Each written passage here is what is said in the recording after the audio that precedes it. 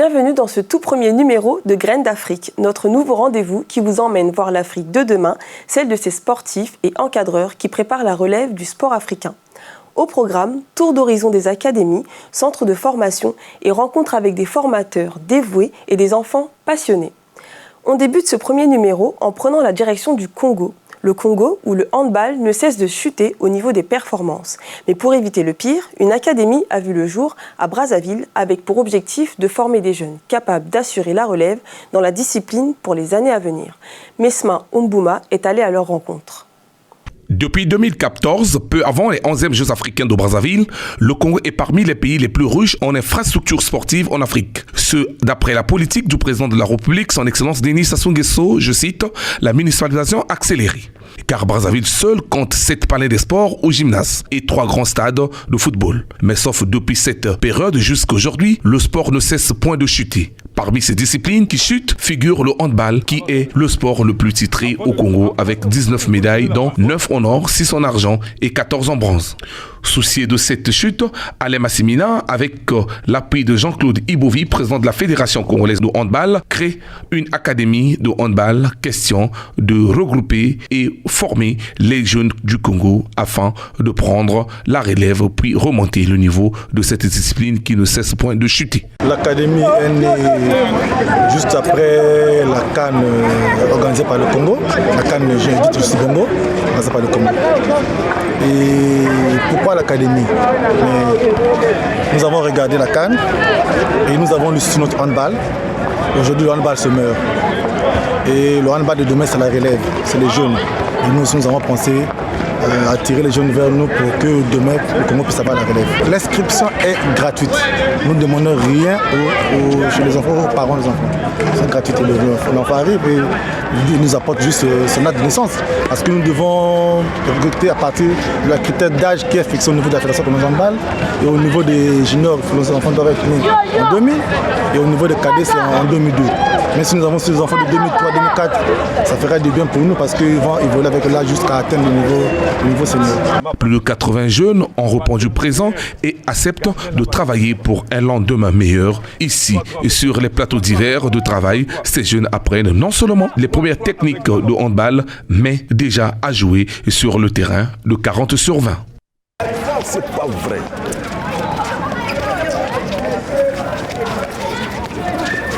Jouez les gars, jouez. Oh, c'est moche.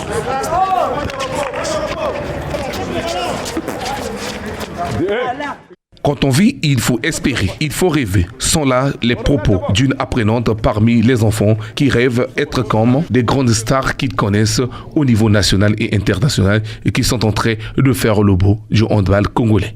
C'est pour me mettre en condition physique et être en bonne santé pour apprendre encore plus. Je joue au handball. C'est premièrement, c'est parce que j'ai vu à la télé comment nos grandes sœurs ont de s'évoluer. Et je voulais copier notre grande sœur congolaise, Chanel.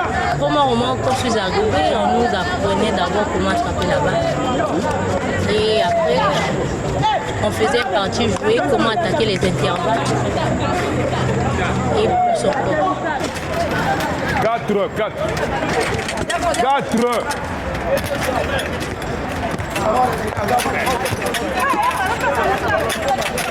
Top.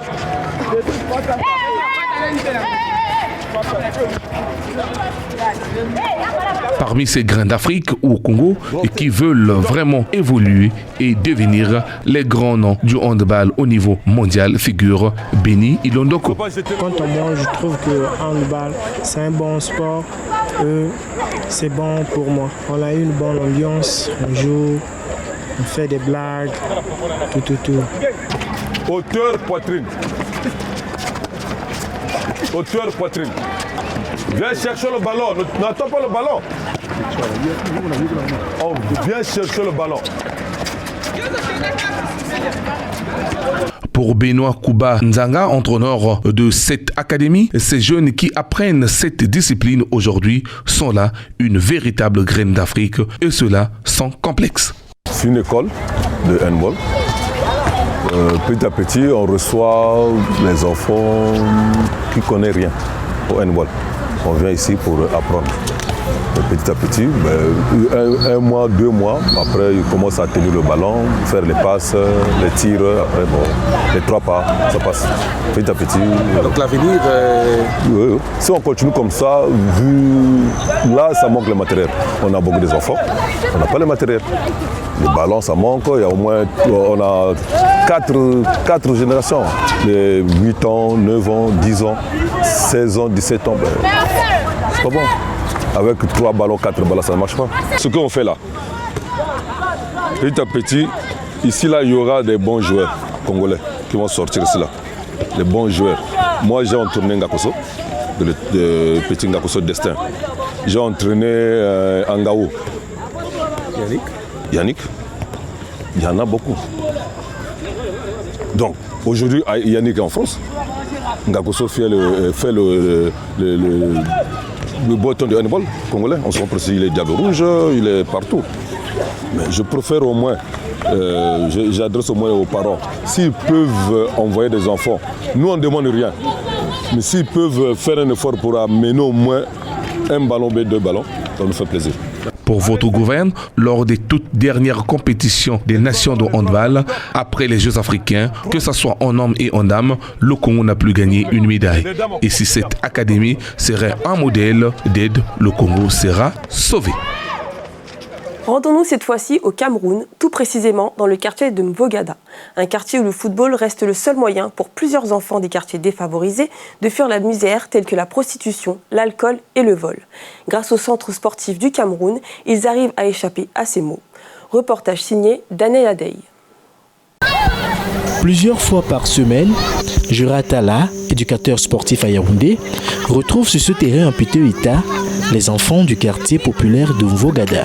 À ces derniers, il inculque les valeurs de la vie à travers le football. Et ici, nous utilisons le football pour éduquer les enfants. Et pas pour les rendre professionnels, mais pour complémenter l'éducation au travers du football. Le football, parce que c'est le sport roi, au Cameroun particulièrement. Oui, c'est une vocation, si je peux ainsi le dire. Ce n'est pas trop un choix basique, mais c'est une vocation. Puisque les enfants, premièrement, adorent ce sport. Oui. Mais au-delà du football, nous avons aussi d'autres disciplines. Le quartier de Mvogada est en effet tristement célèbre à cause des problèmes sociaux tels que l'alcool, la drogue, le viol ou encore la prostitution. Face à ces fléaux, les enfants de ce quartier n'y peuvent rien. Alors, pour ne pas sombrer, Jura Tala a lancé une association qui a décidé d'agir. Si vous avez bien remarqué, nous sommes en Mvogada. Et Mvogada n'a pas très bonne réputation au sein de l'extérieur. Oui.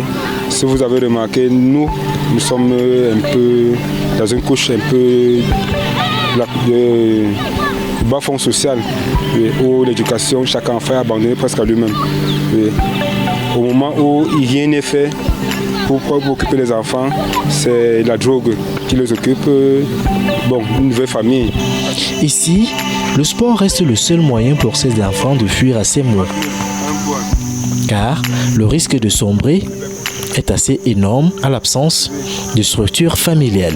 C'est justement pour cette raison que ces enfants préfèrent pratiquer le football et suivre à la lettre les conseils de leurs parents. Pour le moment, je pars à l'école. Mais ma spécialité, pendant les vacances, je joue au foot. Quand je n'ai rien à faire, je monte au stade pour jouer au foot. Mais ce qui est important, c'est que ma mère m'a dit que 18 ans, je ne dois pas me couver dehors et me contente de vite rentrer à la maison. Parce qu'on agresse les enfants la nuit et ce n'est pas bon de marcher dehors la nuit. Le conseil que mon parent me donne à la maison, c'est de ne jamais voler, faire de mal à quelqu'un. Quand je quitte à la maison, peut-être que je quitte à 7 heures, je dois ancrer avant que la nuit ne tombe. Ce centre sportif et social n'a pas en effet la vocation de former des sportifs professionnels. Mais en quelques années d'existence, les encadreurs ont déjà réussi à susciter des vocations chez ces enfants. Ce que je fais ici, c'est jouer au football. J'ai un objectif à atteindre. Mon objectif à atteindre, c'est de devenir footballeur professionnel. Oui, je pense que je peux évoluer. Je peux commencer à évoluer dès maintenant pour arriver pour augmenter le niveau. J'aimerais jouer au football. Mon joueur préféré, c'est Cristiano Ronaldo. Dans ce centre, le concept JAR est parfaitement pris en compte. Pour faciliter la cohésion entre le JAR, Gérard Tala a opté pour des matchs de football mixte. J'apprends les nouvelles choses, à créer l'amitié entre nous, à s'entendre, à ne jamais se fâcher parce qu'on a perdu, toujours s'amuser, voir ce qui compte. Les garçons sont gentils quand on joue au football, mais ils n'envoient pas les passes aux filles. De l'enfant qui arrive avec sa mentalité au bout de mois, automatiquement subit une métamorphose avec l'aspect social, selon le milieu dans lequel il vit. Je prends l'exemple, si un enfant peut-être est toujours comprimé à lui-même à la maison, lorsqu'il arrive, le sport collectif lui permet de se socialiser. Et le parent maintenant qui voit l'enfant à la maison ne le voit plus au bout d'un moment. Donc au bout de 2 mois, l'enfant déserte la maison, il est toujours dehors, toujours au stade par moment. Même lorsqu'il n'y a pas d'entraînement, comme on dit, programme, il est toujours au stade pour chercher avec qui s'amuser. Depuis sa création il y a 9 ans, le centre sportif camerounais de Vogada a eu à encadrer et à sortir plusieurs enfants de cet environnement hostile au développement. Certains ont même réussi à entamer une carrière professionnelle de football. Beaucoup de leurs grands frères sont dans les clubs.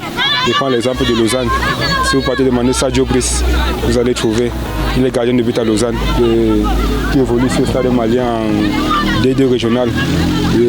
Il y a Kiribé Henry qui évolue avec Livi Thomas. Ils sont nombreux.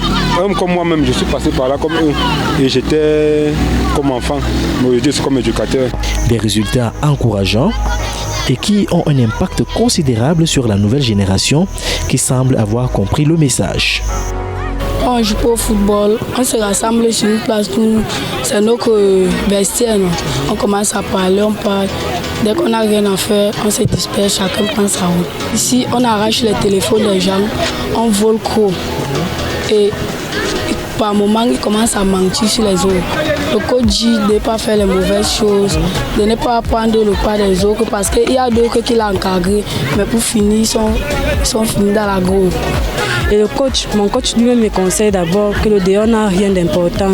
Tout ce qui compte, c'est de m'amuser et de chercher à créer les amitiés et de ne jamais déranger les autres. Aujourd'hui, avec ce franc succès, le centre sportif camerounais Nouveau Gada doit faire face à l'éternel problème de moyens financiers. Je suis à 95% d'investissement de mes propres revenus. Moi-même, je me débrouille au marché, à transiter les marchandises. Donc, moi, je suis à 95% de mes revenus personnels. Mais les enfants aussi apportent leur modeste contribution au quotidien. Oui. Par exemple, si je dis que bon, voilà un événement qui arrive.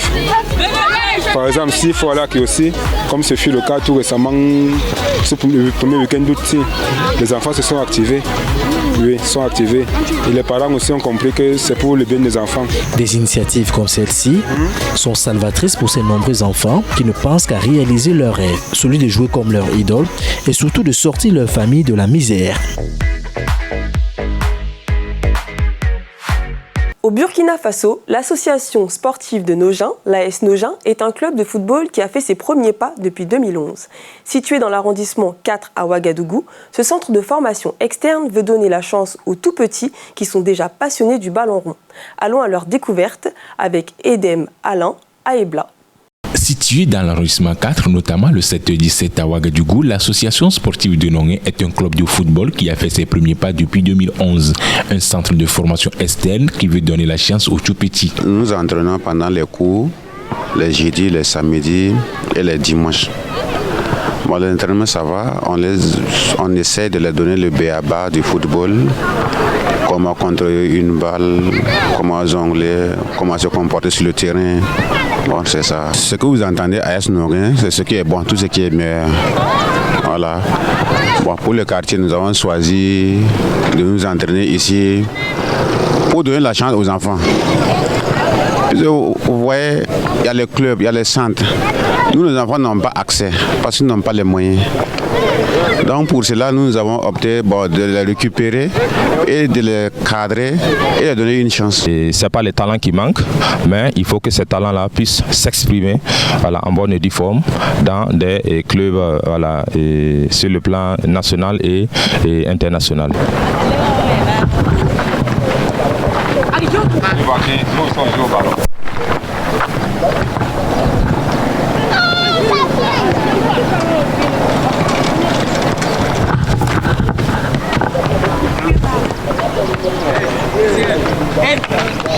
Applaudissez. Wow.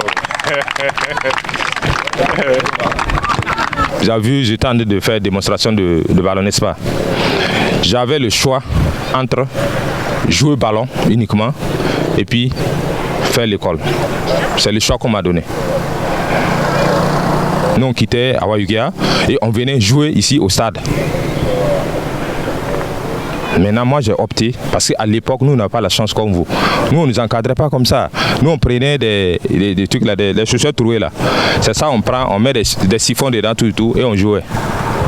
Vous êtes, voilà, vous voyez, vous êtes bien équipés, ainsi de suite. Nous, on n'a pas cette chance-là. Donc, moi, j'ai opté de laisser le football pour faire de l'école. Ceux de ma promotion qui ont continué dans le football seulement et qui ont dit basta à l'école, aujourd'hui ils regrettent. Donc vous voyez, donc voilà pourquoi nous on veut concilier les deux. Si au sport ça ne marche pas, vous avez votre travail et vous travaillez. C'est bon? Vous comprenez la philosophie. Voilà. En tout cas, je vous souhaite et bonne chance à chacun et puis bonne chance à nous tous parce que bon, on espère que quand ils vont revenir prochainement, peut-être que ça a encore grandi. Voilà, et bon, et on aura plus de meilleures conditions pour vous. Concilier le football et les études, un conseil que ces enfants veulent mettre en pratique. Le président a dit de continuer l'école et de ne pas jouer le ballon comme ça. Et à l'école, tu ne peux pas travailler. J'ai choisi de jouer le football parce que le football, ça m'intéresse. J'ai choisi AS Nord parce que c'est l'équipe de mon quartier. Pour mes coachs, je dis merci à mes coachs et je les félicite. Et aussi, je les souhaite bonne et longue vie pour qu'ils nous guident encore. Ces petits dont l'âge varie entre 8 et 15 se regroupent dans des catégories des U12 et U17 qui font la fierté de tout un quartier. Association sportive de Nongé envisage créer les futurs stars tout en commençant d'abord par son propre quartier. Une vision qui galvanise davantage ses élèves à travailler dur pour y arriver. Les jeunes, vraiment, ils arrivent à jouer, ils arrivent à comprendre, ils sont presque des footballeurs. Maintenant, il y a le relais qui est là. Les cadets sont déjà, les minimes sont déjà, vous voyez, ils ont un très grand niveau. Et cette année, il y a 2 compétitions que nous avons participé. Dieu merci, on s'en sort très bien. 3 séances d'entraînement dans la semaine, ces mordus du football sont à pied d'œuvre pour accompagner ces petits. Comme toute équipe, AS Nongé a aussi ses admirateurs. En tout cas, ça m'intéresse beaucoup. Même des passages seulement, souvent si on a le temps, on aimerait venir soutenir ses enfants. Ça me plaît. Très content de mon équipe. Vraiment, je souhaiterais vraiment les voir partout dans le monde entier. Je suis tellement fou de ce club. Je souhaite que de cette équipe-là, petit à petit, souhaite la bonne Dieu, si les gens sont entourés de ces 7 enfants-là, je crois qu'un jour, on va parler de ces 7 enfants dans ce quartier-là. Supporters et formateurs n'ont qu'un seul rêve, voir ces jeunes joueurs émerger dans la vie professionnelle.